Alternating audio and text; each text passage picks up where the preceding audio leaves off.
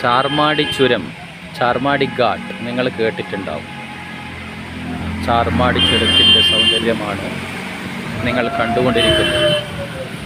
മാഷാ അല്ലാഹ്, അള്ളാഹുവിൻ്റെ പ്രകൃതി, അള്ളാഹുവിൻ്റെ ഭൂമി എത്രമേൽ സൗന്ദര്യമാണ്.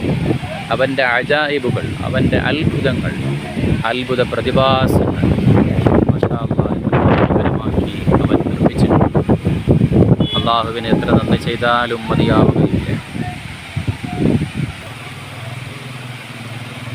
4 ഭാഗങ്ങളിലൂടെ, പല ഭാഗങ്ങളിലൂടെ വെള്ളം ഒഴുകിക്കൊണ്ടിരിക്കുകയാണ്.